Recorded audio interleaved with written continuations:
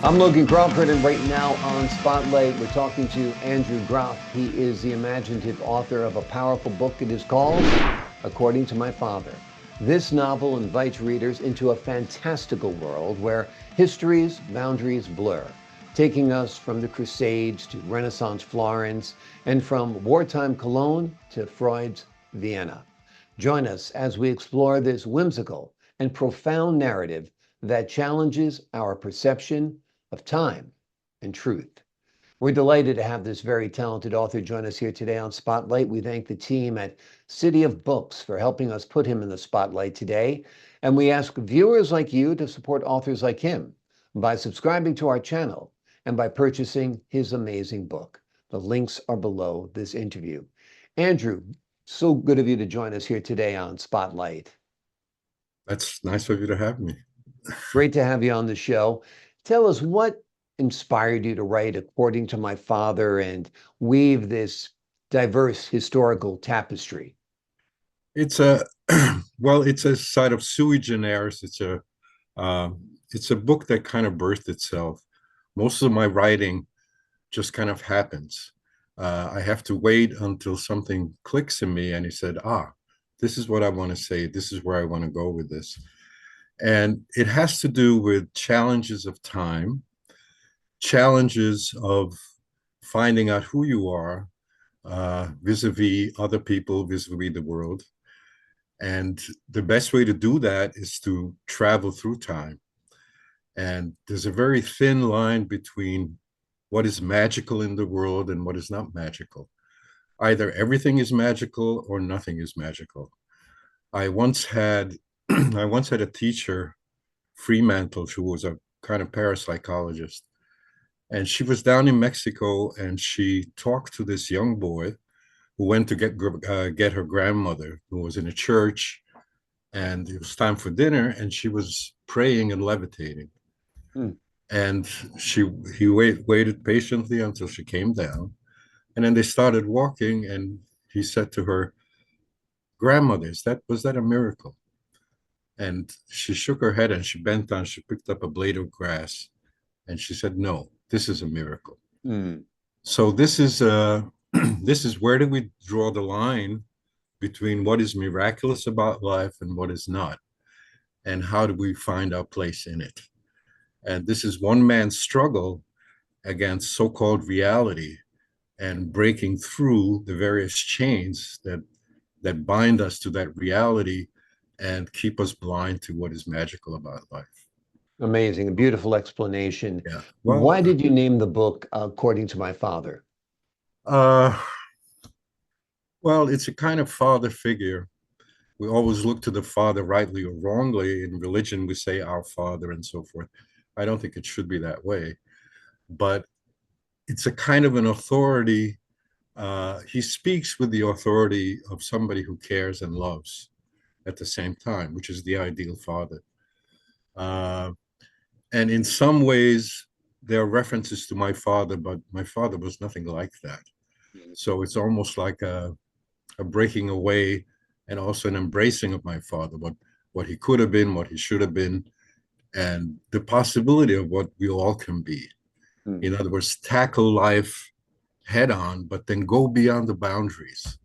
The boundaries that say, no, you can't go beyond this. No, you can't explore that. No, you can never have a conversation with Leonardo da Vinci. Hmm. And the idea is that, yes, you can, but you first have to break through to yourself, become yourself, and then lose yourself at the same time. So I don't know This if that makes any sense. does make sense, Yeah, absolutely.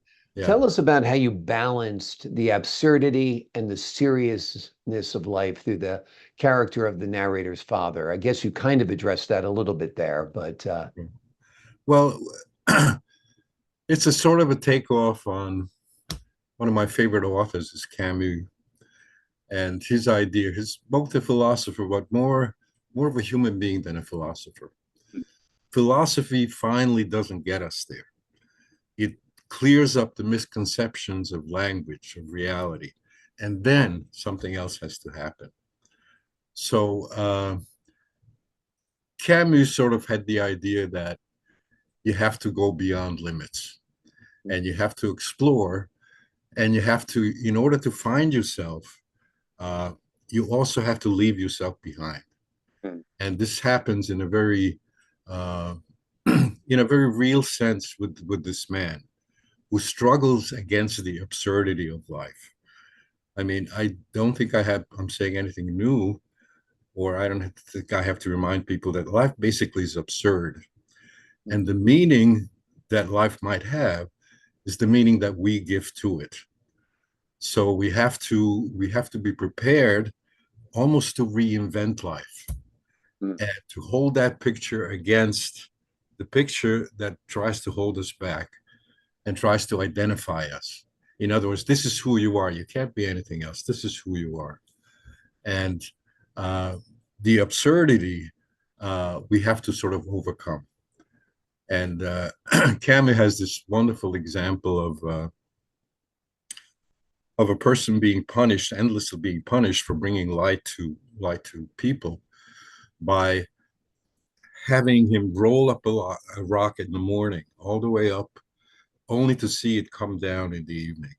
Mm. And he says that's pretty much the condition of life, isn't it? Sisyphus. And then he says, yes, it is, but at the same time, Sisyphus can give a meaning to the very act of rolling up the rock. Mm. So, in other words, he creates his own meaning. If we don't create our own meaning, it's not going to come to us. And if it comes to us, it's a false meaning. It's not the meaning that we should live by or we can live by. Yeah. Is that What were some of the challenges you faced in blending these different historical periods within the book? uh the truth is that the challenges were so internalized that at the time of the writing, I wasn't aware of them. Mm. It just popped up that this is the person I need to talk to now, or this is the character I have to explore now. And it didn't exist apart from the act of writing itself. So it wasn't like, I have this in mind, I have that in mind. Now let me sit down and write about this. It was like, try to discover what you're trying to say by writing. Mm.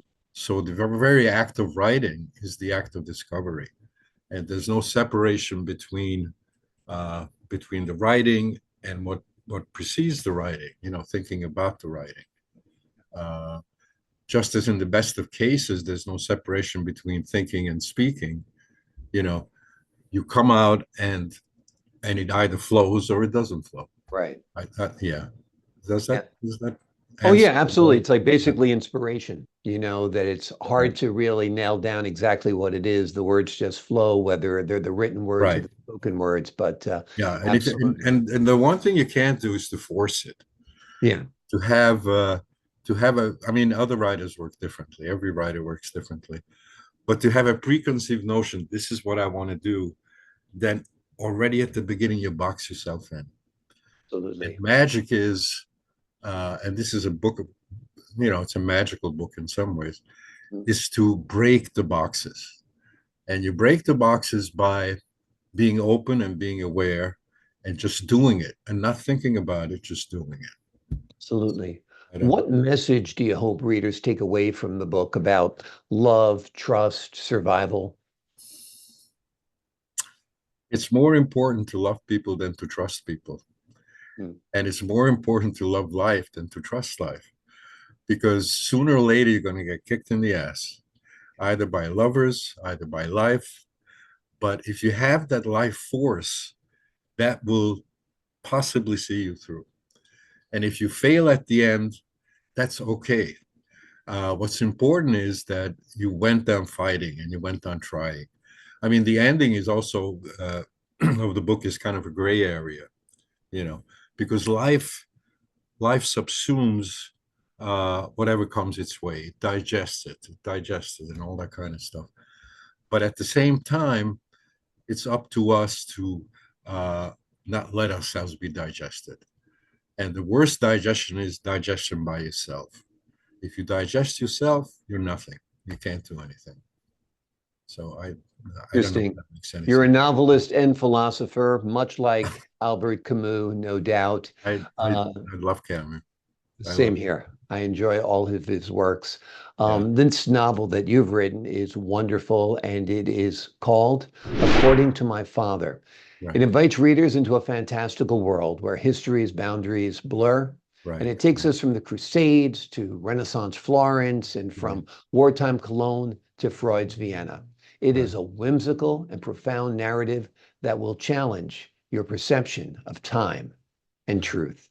Andrew, thank you so much for joining us here today on Oh, I Spotlight. appreciate it. The only other thing I meant to say was that we always think of time and life as apart from us, you know. Mm, But the truth is, we are made of time stuff.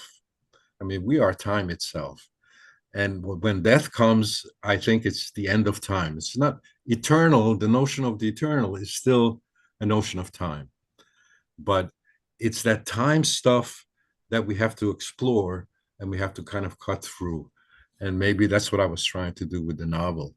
You know, realize what you are. You are time stuff. That's what we are, basically. Yeah. exactly. And time is relative, of course. You know, Yes. yeah, Yes. Of course it is. Of course you it is. know, Yeah. a year in a 12-year-old's life is a lot longer than a year Oh in my a God. Yes. Oh my 60-year-old's God. life, right? Oh my God. Yeah. Yeah. I'll take one of those 12, I'll take one of those 5-year-old years. And where a Yeah. summer lasts an Right. Right. eternity. That Right. would be Yeah. wonderful to have.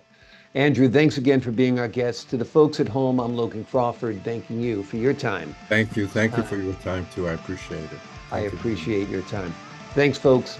Don't forget to buy this book. It's wonderful. Thank you, Logan. I appreciate it a lot.